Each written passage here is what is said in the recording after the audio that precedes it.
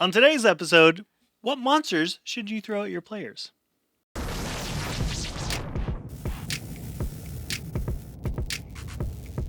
Welcome to Bards and Barrels. Before we get into today's topic, be sure to hit that subscribe button so you don't miss out on the latest from us.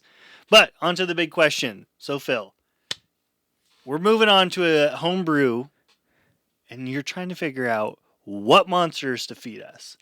How do you figure out which ones are right for So, us?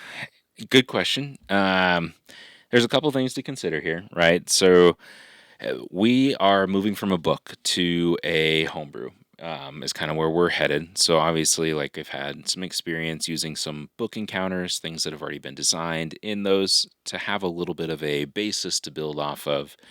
Um, if you're a hardcore rule follower, you love the books, all the information you need is in the Dungeon Master's Guide. It's got tables of how much XP you should allot and all this, but that's a lot of work. To try and find that when you need it and are thinking about 43 other things, not for everybody. I'm trying to build them in Beyond, right? So there are several tools, but D&D Beyond has an encounter builder built into it.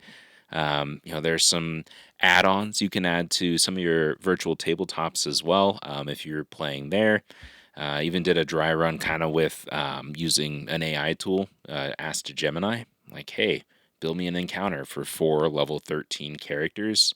I'd like you to focus on using fiends. And it actually gave me like 3 great options for different combat encounters there. So I think that's an option. And there's some other websites out there too that I'm just not as familiar with, but I've seen that they offer some of that same kind of combat encounter building. So, if you're trying to build one of these encounters, how do you know if you feed them like the big baddie, but you can't do that every single time you want to have a combat?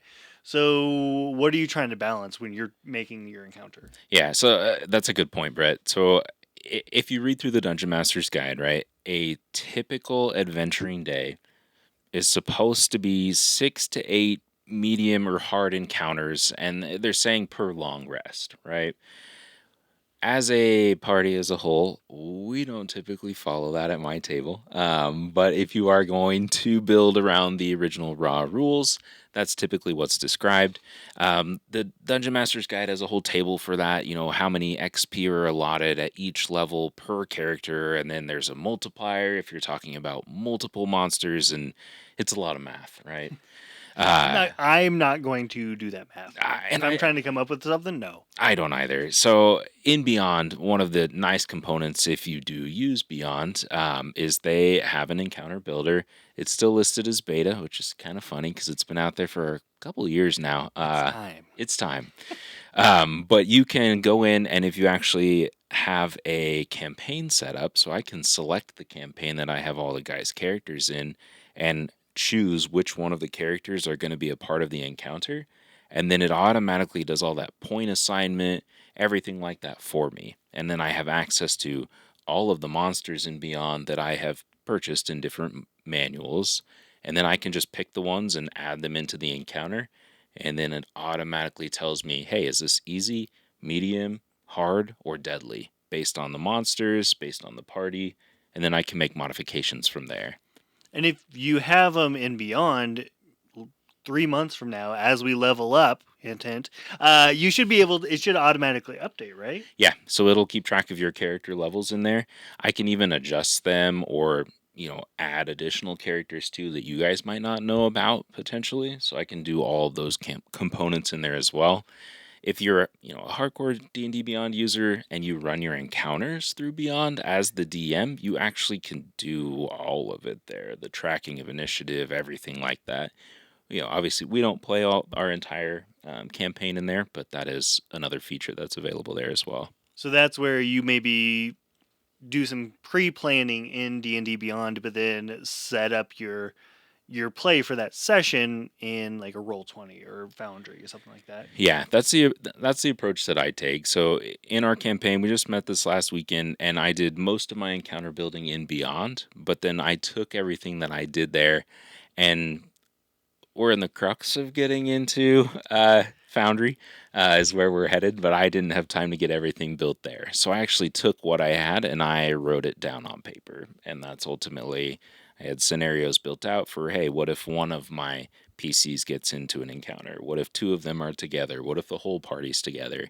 And I just kind of had those options out there that I could pull quickly and run. And they're not going to go anywhere. Nah, So you always have them ready to go. You have an actual paid D&D Beyond account, so you have unlimited I do. or ish unlimited options to be able to store encounters. But I think the free one was only 8 encounters that you could keep at any time. Yeah.